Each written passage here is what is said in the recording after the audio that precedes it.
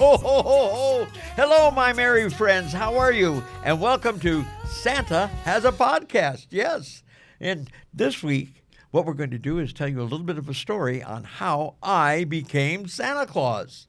We'll talk about my magical beginnings and how believing is powerful, which is very important for all of you, and even answer some of your questions, because I know some of you have written some questions and some of you actually called up and gave us some little audio questions. So we'll answer some of those. And I'm trying to think how we can do this. Let's slide into it like a penguin on peppermint, okay? Before we jump in, though, we have one thing we have to follow up on. Remember last week at the end, I gave you a riddle? Yes. Do you remember what the riddle was? I wanted you to figure out what the answer was. So let's do that. Let's have a little merry moment, look back on that riddle, and see if you have the right answer, okay? Here's the riddle. Remember it. I shine at night and sit on top. I'm bright and pointy. I never stop. A twinkle high above the tree. What could I possibly be? Did some of you guess? You think you got the answer? Well, the answer is I'm a star. Yes, it's the star on top of your tree at Christmas. Yes. How many of you got the answer right?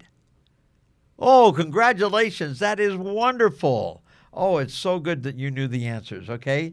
Well, we're going to have another riddle at the end of this little visit on the podcast today, and you can do the guessing again for the next week, okay?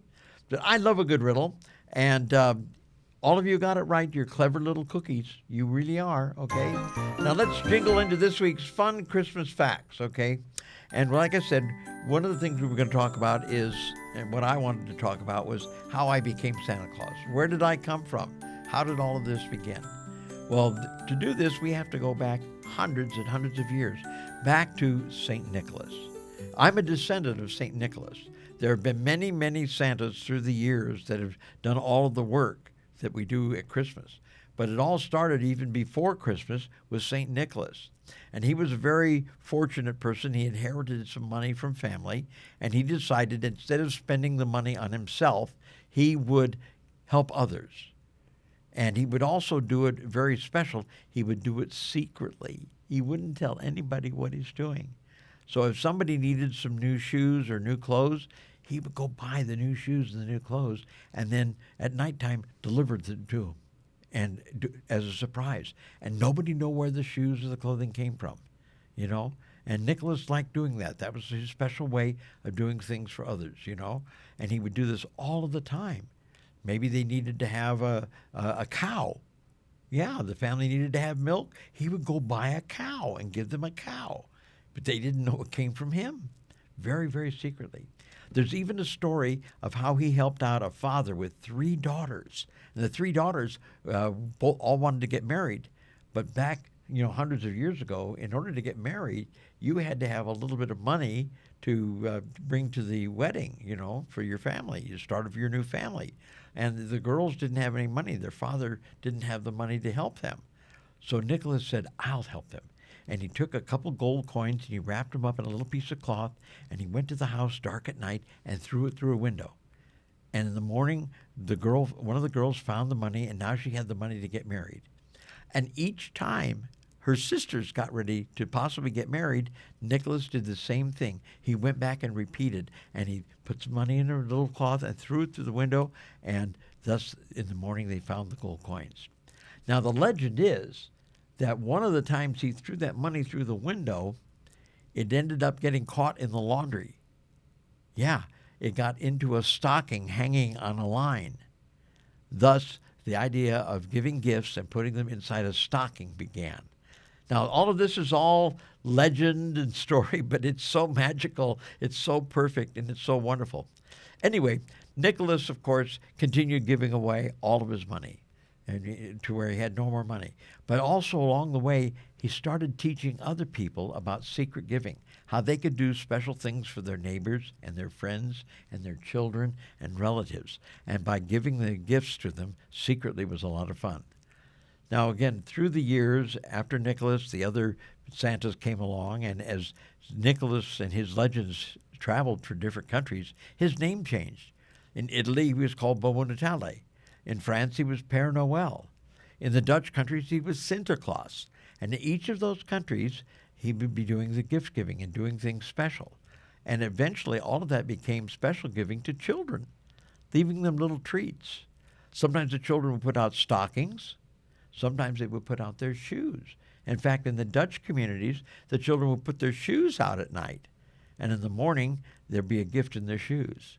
I remember carving a little wooden boat for a little boy one time because that's what he wanted. He wanted a little boat for Christmas. So again, that was a special way of gift giving.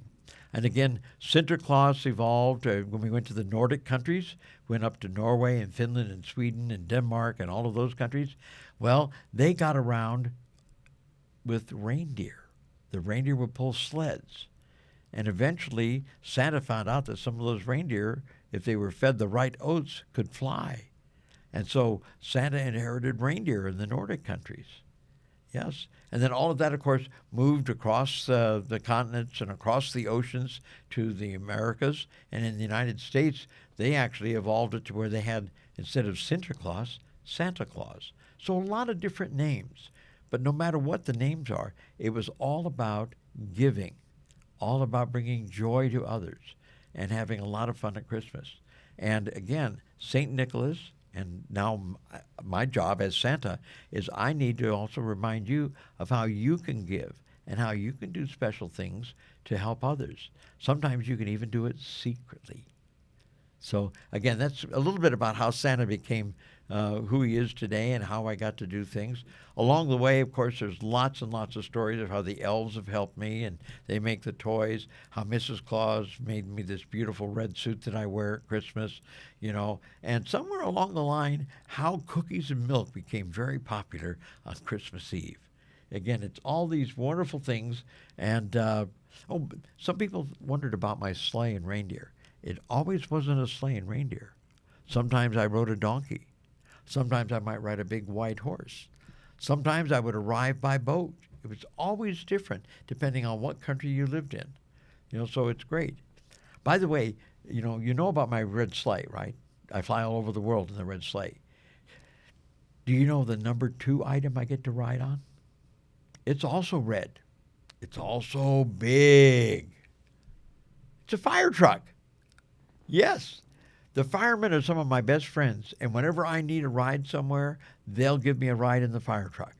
Sometimes I can't use the sleigh, so I have to fly, down to an airport, and the firemen pick me up in a fire truck, and they take me somewhere. And sometimes at Christmas, I might come and visit you in your own community, and instead of having the reindeer and sleigh, I'll come on a fire truck. So again, a big red fire truck is the next closest thing to my sleigh. So again, lots of different things that I have fun with. Well, those are fun facts all about Santa, and maybe I'll give you a few more as we talk in this podcast. Now, whether you call me Santa or Saint Nick or Père Noël or Bobo Natale or any of the other things, I'm still your jolly gift giver, and that's my job is helping getting gifts. And so I'll be talking about that a lot, and of course, you may have questions too about those gifts and how I can give and things like that. So you can go to Santa as a Podcast and send me a note. Is that good? Okay. Right now, why don't we zip over to Candy Cane Square and the latest information from Chatter Snoglitz, our correspondent. Chatter, take it away. Thanks, Santa.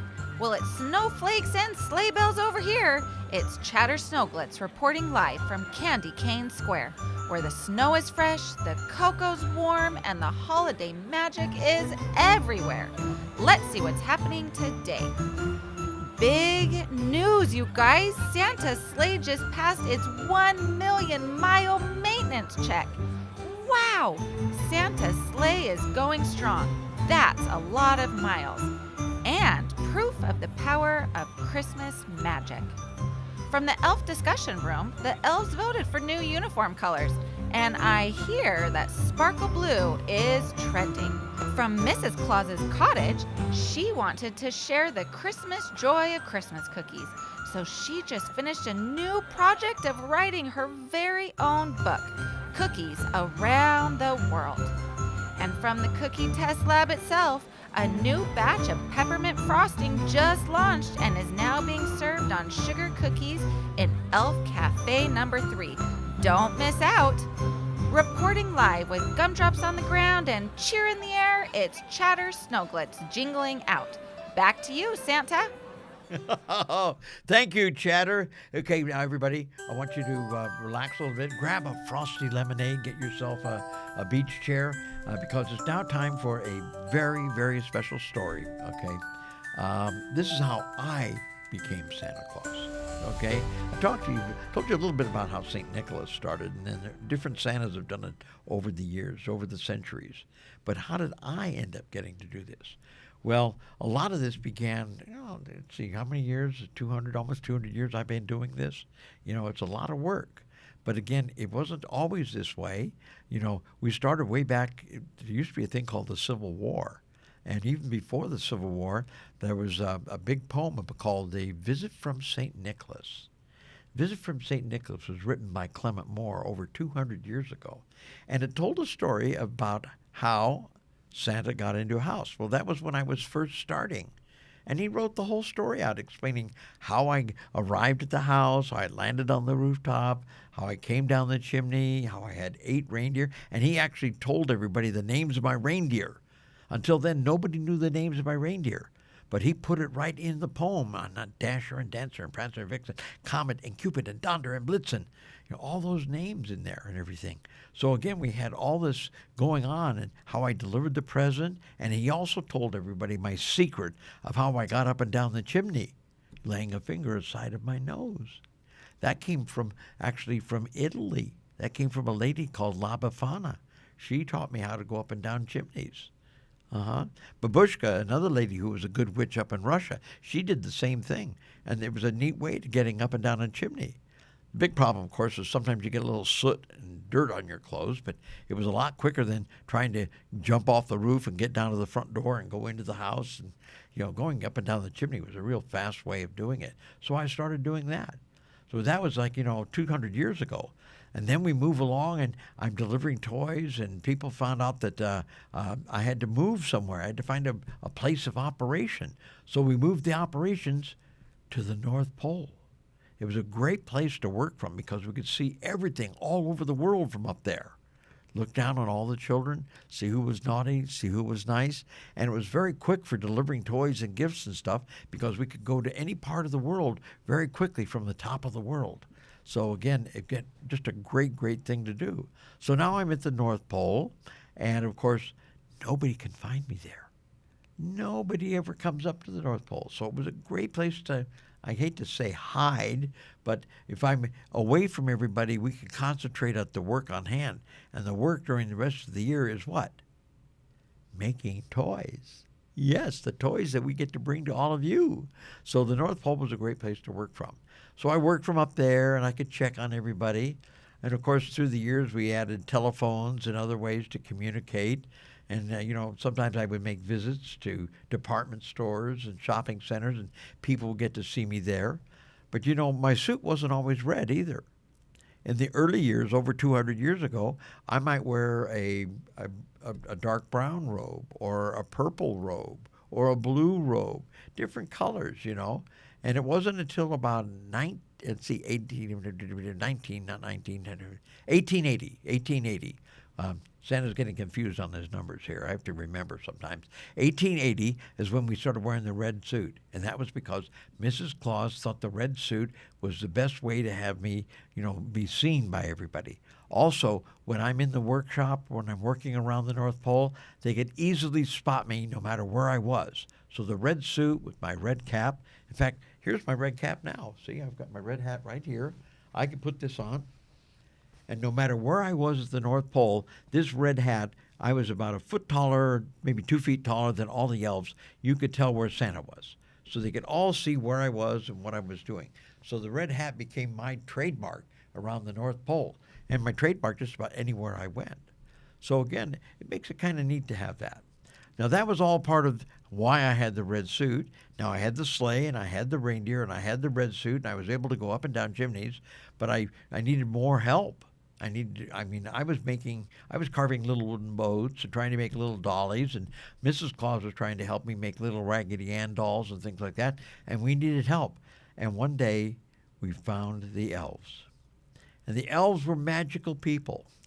They came from the Nordic countries, from Norway and Finland and Sweden and Denmark and Copenhagen, all those places there. And the elves were magical. They could make clothes, they could make shoes, and they could make toys. And they joined us at the North Pole, and we started building factories and places for them to make. Actually, it was shops at first, little wooden shops. But we made shops and made toys and stuff. And now it's like a factory. We make all kinds of things. Make all the different types of toys you know. And every year, the elves get more inventive and more creative. I mean, look at today. They've got me doing this podcast because they know how to play with computers and electronics and microphones and all kinds of stuff. The elves are very, very creative. I try to be creative. I mean, the most creative thing I think I've created recently was the photobomb. Yeah. You know what that is? That's when you're taking a picture with your friends and I sneak up behind you and go, peekaboo. And you know what the elves invented recently that's magical? Actually, it's been a few years now, but it's the most magical gift that they ever created. It's called the gift card. Yeah, that little plastic gift card, because they found out if they gave me hundreds of gift cards, it was a light load in the sleigh, a lot smaller than all the big packages. So gift cards became a handy way for Santa to bring Christmas joy to you and have a lighter load in the sleigh. So again, magic is always kind of neat. Anyway, the elves discovered me, or I discovered the elves. I don't know which way, who discovered who first, but we formed a great partnership. And they do so much wonderful work. They're very hardworking. They're dedicated. And now they even come to your homes and stay with you. Because, we have elves in different sizes. I mean, they call me elfish sometimes, but I'm, 5'6". Then we have elves that are 3 foot, about yay high, okay? And then we have the little elves that are only about a foot tall, and those are the elves that are usually checking on you and reporting back to us up at the North Pole on whether you've been naughty or nice. Do you have an elf in your home? Yeah, they're very good. But remember, you're not supposed to touch them, okay? Don't want them to lose their magic, But their elf can report back to me and tell me what's going on. Hopefully, they don't get into mischief. I have gotten some reports back from a few parents where the elves have got into mischief, like they've dumped out the flour on the kitchen floor and made snow angels out of flour. Or maybe you came downstairs in the morning and found out that they'd taken a whole drawer full of sticky pads and put them all over the cabinets, sometimes even spelling their name out on the cabinet. The little elves do all kinds of fun stuff. I think they get a little bored sometimes. But anyway, they do report back to me telling me on whether you're naughty or nice, and so that makes a great operation there. And then besides making toys, there are a lot of elves that take care of the operations of the North Pole. Have you ever had it where, Daddy takes care of things around the house? Daddy mows the lawn, or Daddy fixes this, or Daddy does that. Mommies, do a lot of cooking and do laundry. Sometimes they trade places, though. I've seen mommies mow the lawns. I've seen daddies do laundry. It just depends on what needs to be done, but they all work very hard. Well, we have elves at the North Pole that do the same thing. Some of them take care of the maintenance of the buildings. If a hinge on a door gets broken, they fix the hinge. If something needs painting, they paint it. And sometimes they help me out. I usually try to take care of my own stuff. I mean, I like to polish my shoes and things like that. But sometimes some elves will come as a favor to me, and they'll surprise me and polish my boots for me. They do a lot of wonderful things. So again, it's part of the magic. And we work together to make the North Pole a very special place. And we have one mission, one goal. We are there for the children. Now, the children are all ages, but we are there for the children. We want to make sure you're taken care of, that you have a wonderful Christmas, that you have joy in what you're doing, and that we get you the gifts that you want for Christmas. So that's our number one mission. We are there for the children. And we try to make it very, very special for all of you. Believing is something that your heart does. And it's not just your head. Believing is something that comes from the heart. And we want you to believe in Santa. We want you to believe in the elves and all the magic and everything that we do. And sometimes it's the belief that creates the magic.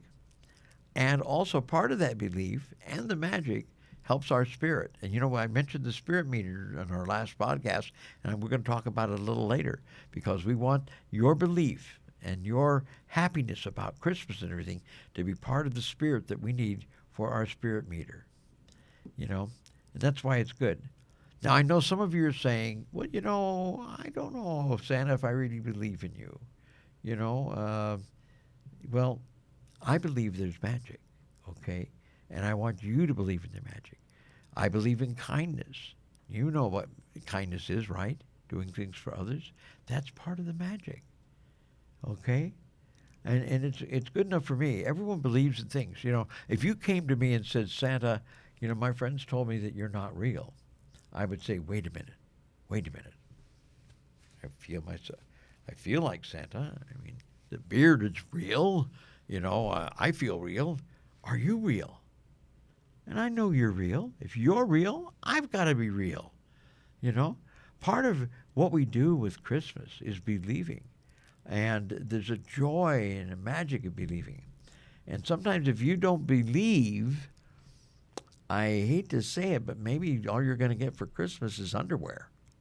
Well, sometimes the elves tell me, I had the elves one time tell me that I had a warehouse full of yellow and green socks.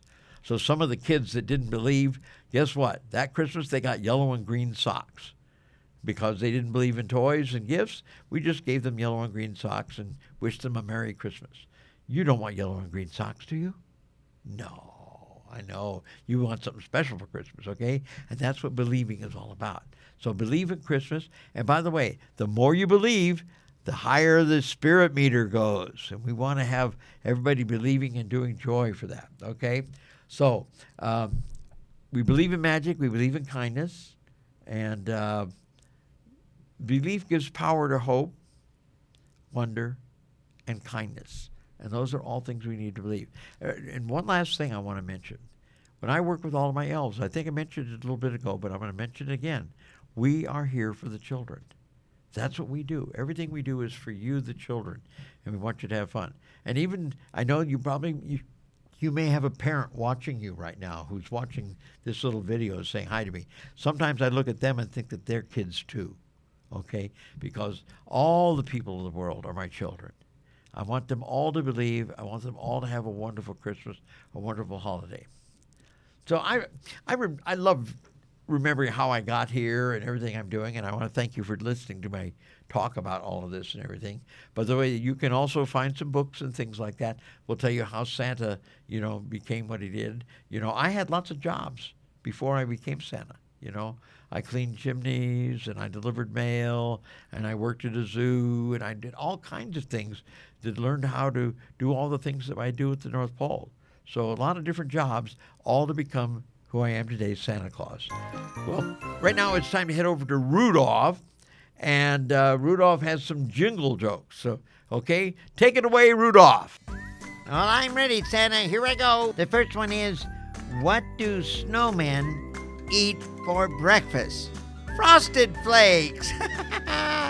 Okay, and here's another one. Why did Santa go to music school? Well, it was so you could improve your rap skills. Yeah, are you a rapper?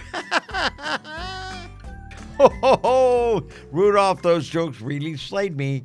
I love hearing all those things. Well, right now it's time to peek into the mailbag and check out Mailbox Magic. We've got all kinds of letters and notes from all of you. And let's check the first one today. This is from Mia. Mia is 7 years old. And she's writing me a letter, and she mentions her little brother in it. Let's see. My brother says, you are not real. He does? Oh, my goodness. But he also thinks that broccoli is candy, okay? She says, I believe in you, and would you bring my brother some socks and bring me a puppy? She says, hugs and marshmallow, Mia. Oh, Mia, that is a wonderful little letter. I appreciate it. Your brother needs to believe in me. Remember, if you don't believe in me, you don't receive. You mentioned giving him socks. If he doesn't believe in me, that may be all he gets is socks. And I'm sure he might like to have something else. Okay? And broccoli is candy? Well, guess what? Broccoli is good for you. And if he likes broccoli and thinks it's candy, I think that is great because it's got iron and it's good for you. Okay? So you need to eat your broccoli. And, of course, you would like a puppy. Well, I'll see if I can do something about a puppy. But you have to remember, Santa's magic is toys, okay? So a lot of times when I bring a puppy, it's a stuffed puppy. It's a stuffed animal, a pillow pal puppy, things like that. I usually leave real live puppies up to the parents and the family to bring. So maybe if you're ready for a puppy, here's what I'll do. I'll leave you a collar or some sort of puppy toy, and then you and your family, you go find the puppy that you want, because that puppy is now going to become a member of your family, and you're all going to love that puppy, okay? Is that a deal? Okay, great. Oh, by the way, and thank you for the hugs and marshmallows. Next, our letter is from Leo. Leo is 5 years of age, and Leo has got a very unique question. His is, I saw a reindeer at the zoo. I named him Kevin. Do you have a Kevin? If not, can I send you mine for Christmas practice? Well, Leo, thank you very, very much. You know, yes, we do have, well, you named him Kevin. I think his real name is Leland or Leamida. Okay, one of those names. You named him Kevin. But guess what? I have reindeer all over the world. You know about the reindeer, the main team of 8 that pull the sleigh, and Rudolph, right? But what happens when one of the reindeer get tired? I need to give them a break. So I stop in at the zoo, and I might pick up Kevin or one of the other reindeer to give a break to Dasher or Dancer. And we'll go off for an hour or so, and we'll come back, put Kevin back in the zoo, and Dasher and Dancer will join me, and we'll take off again. So I need those extra reindeer all over the world at different zoos to help me out. So again, thank you, Leo, for that wonderful question. What's your favorite question? You know, if you have one, you can send us to it here at Santa as a Podcast, and if we get it, we'll try to answer it for you, okay? Okay, now that we got those out of the way, now we've got to check. We have some audio recordings. Some of you, when you went to the website, you left a message, and we have that recording here. So let's hear the first recording. I need one of the elves back there. Will you hit the button there for me? Okay, thank you. Go ahead. Let's hear it. What's the question? What's your favorite part of living in the North Pole? What's my favorite part about living at the North Pole? Well, first of all, I think the most special part of being at the North Pole is being able to be with my lovely wife, Mrs. Claus. We have a wonderful time. We love the North Pole. We love the way the elves and all the people up there have welcomed us and make us feel so much at home. And it is our home now, and we love doing all the different things there, and the cold weather is beautiful. But, of course, we do travel a little bit. So we don't always stay at the North Pole. Sometimes we'll go to the warmer climates. Mrs. Claus likes the beach once in a while, so we try to do that. And we also like to visit other people in other countries to find out how they live. We also like to, me in particular, I like to taste some of the foods in different countries. I love food. So again, it's nice to be at the North Pole. Okay, I've got another recorded question, I think, from somebody. What is that question? Let's hear it. Santa, what's your favorite animal? What is my favorite animal? Well, I guess people might say I'm prejudiced, or my favorite is my reindeer. Now, I have my pets. I have my dogs, my huskies, and I have my Newfoundlands and stuff like that. But I have the most fantastic team of reindeer, all 9 in the main team. And they're like family. If you have a little dog or a cat at home, isn't that your pet? And aren't they like part of your family? Well, my reindeer are like family, too. I love them all. They're great support. They take care of me. They get me around the world all in one night. And so I love them very much. So I have to say my favorite animal is a reindeer. Oh, those were great letters. Wow. I want you to keep on sending those in. Remember, santaasapodcast.com. And because we love letters and questions, and I love them. I love hearing from you. I love hearing what you want to know about. Right now, I think it's time that we check the spirit meter and your jolly good deed for the week. We're going to talk about that. But remember last week I asked you to write a secret letter, and give that letter to someone, maybe to a parent or a family member or the fireman or the mailman or something like that. And I know I saw some of you write your letters and give those out, and I think that was very, very, very special. Thank you. Okay, and right now it's time for us to check in on that spirit meter. So let's go now and check the spirit meter for this week.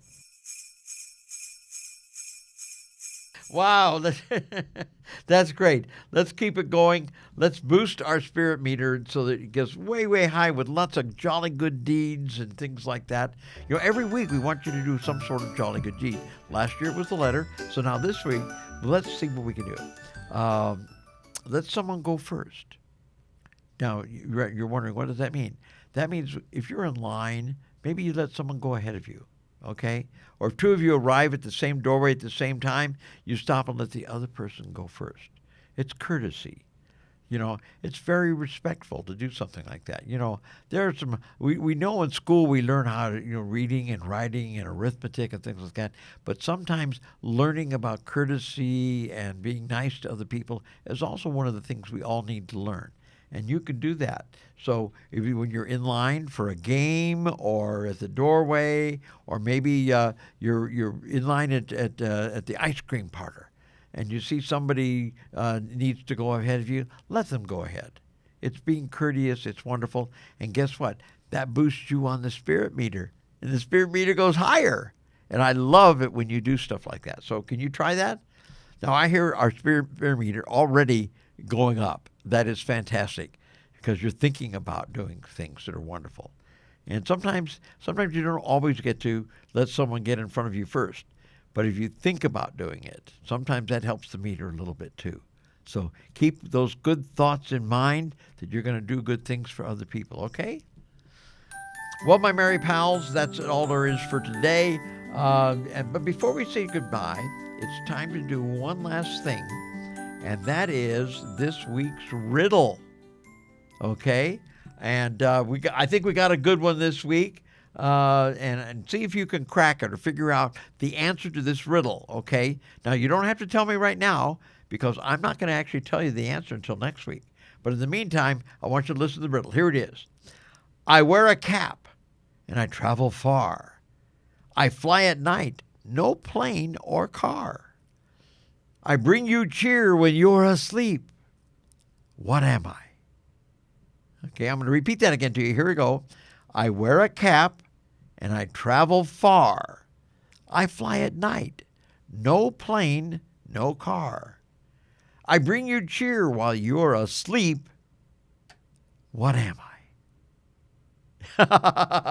If you know the answer, I want you to think about it. But if you know the answer, keep it to yourself. And next week when we come back, we'll be able to give you the answer and see if you're right. Well, that's it for now, but I want you to keep being kind. Keep asking those great questions. I love hearing from you, all the questions you have. And until next time, remember, this is Santa Has a Podcast, and I'm always watching you, okay? Ho, ho, ho, ho, and Merry Christmas! Santa's coming, Santa's coming.